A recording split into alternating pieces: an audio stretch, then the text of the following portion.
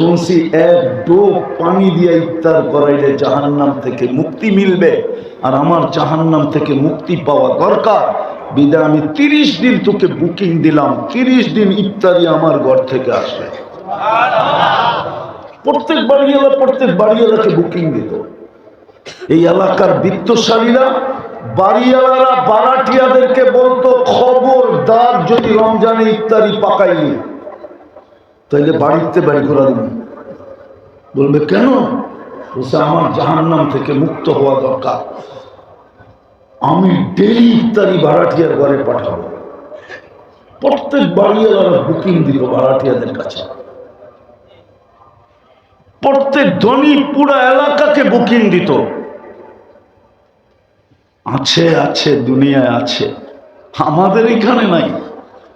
নাইলে আমাদের দেশে রমজানে সিন্ডিকেট হইতো কেন? দ্রব্যমূল্য আকাশ ছোঁয়া হইতো কেন?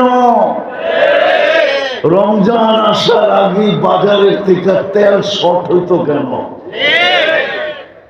কেন হইতো? ও তো দুনিয়া চায়, জান্নাত চায় না।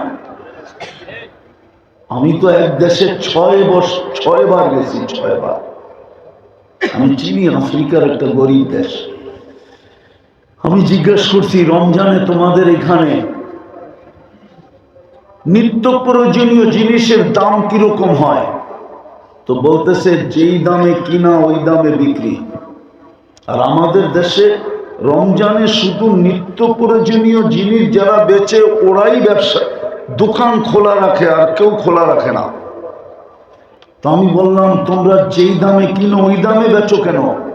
তো আমাকে বলতেছে, তোকে মুফতির সার্টিফিকেট দিছে কে?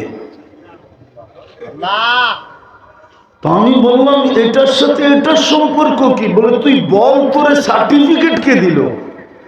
রমজান তো হইল শাহরুল মুআসার, সহানুভূতির মাস। তুই যখন এটাই জানোস না, তো তাহলে তোকে কেন মুফতি সার্টিফিকেট দিল? হায় হায়, আমার দেশ যদি এরকম হতো।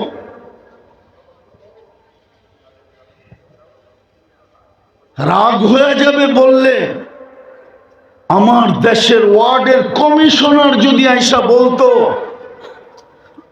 রাগ হয় না, পায়ে হাত রাখি, শুধু স্টেজ দখল করতে আসে।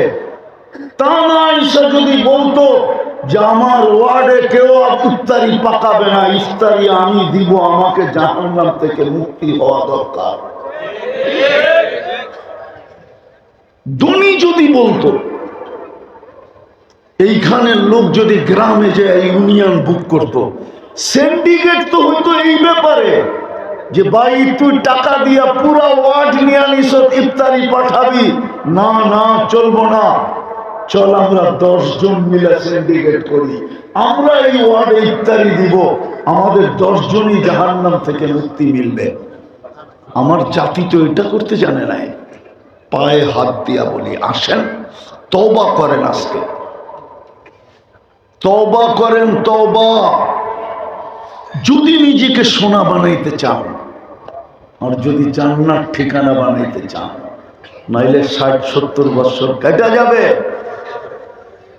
হ্যাঁ, মৃত্যু যেদিন আসবে ওই দিন ফেরেশতা কয়েকটা ধ্বনি কানে দিয়া দিবে, শুধু ধ্বনি ধ্বনি।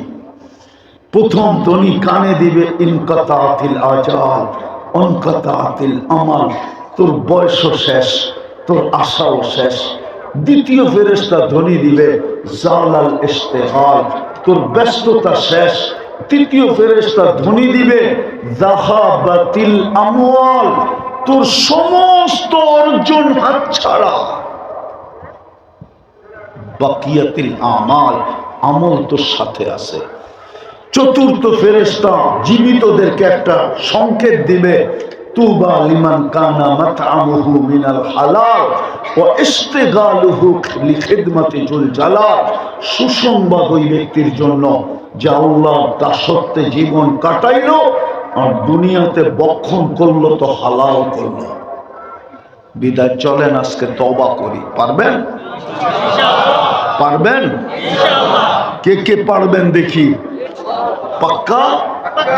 মনের ঠিকা তাইলে বইলা দেন আল্লাহ অতীত থেকে তওবা করলাম, আপনি আমাদের তওবা কবুল করেন।